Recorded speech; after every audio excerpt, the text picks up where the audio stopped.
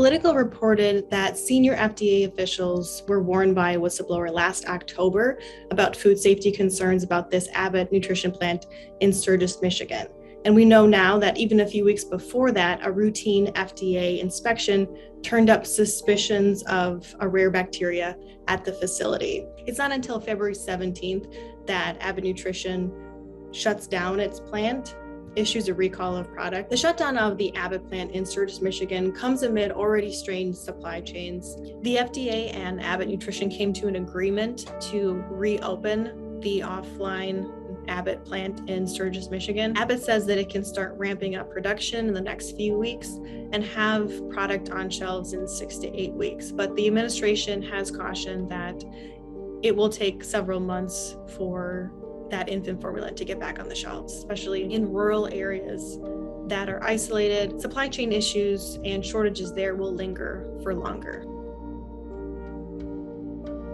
Exactly 1 week later, Russia invaded Ukraine, and the entire bandwidth of the White House, across the economic teams, national security teams, even the Domestic Policy Council, that is the main lead on the infant formula issue, they're quickly consumed with the war and the fallout of the war. And so while the infant formula issue is on their plates and there's a small team working on it, it really wasn't something that was an all hands on deck across multiple teams at the White House at the time. The war in Ukraine was a much larger issue across many teams at the White House.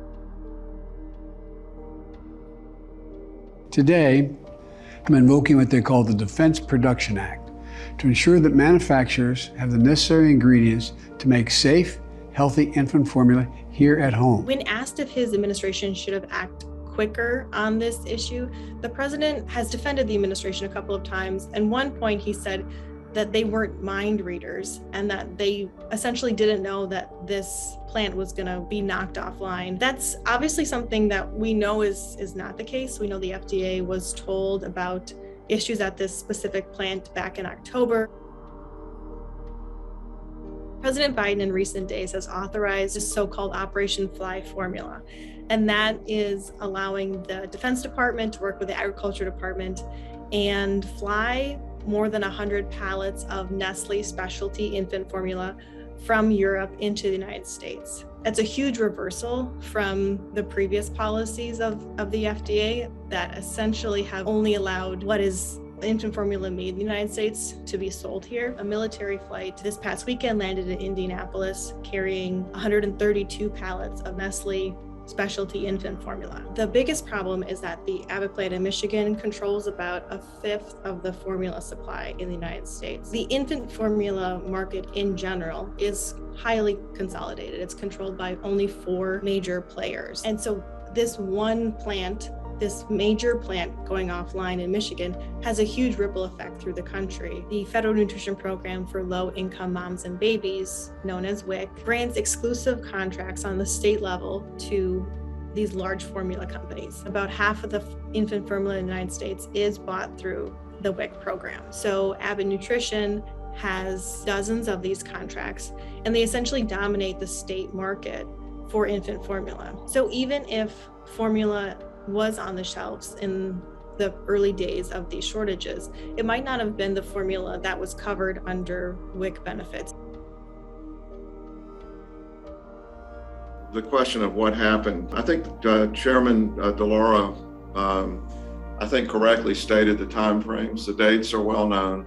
The information is in the public. Members of Congress on both sides of the aisle have been livid about the infant formula shortages. They're getting calls from constituents, and they're trying to pressure the Biden administration to do more. If the allegations are true, this company has lied, cut corners, falsified records to cover up their misdoings. Prominent Democrats in Congress have vowed to hold both Abbott Nutrition and the FDA accountable for what happened.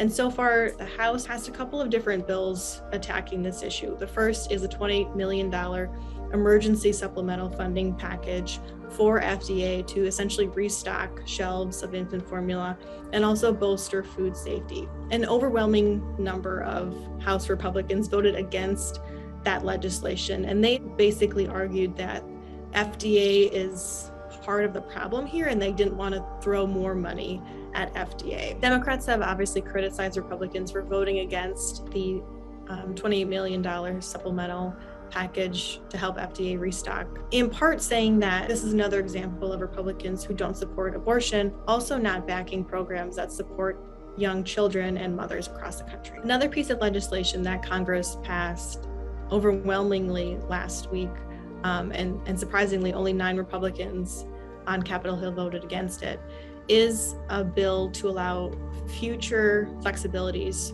for the federal nutrition program for low-income moms and babies. This bill ensures that in a future emergency or a future recall, moms and babies on WIC benefits can purchase any infant formula that's available.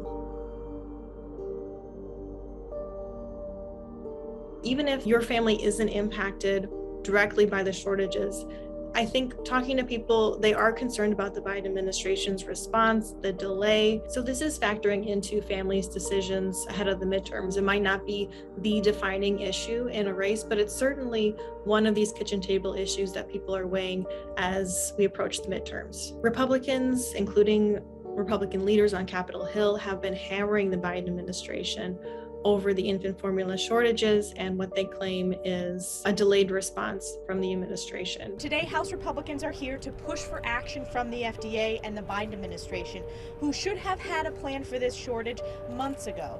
Instead, bare shelves Biden has continued to pass the buck.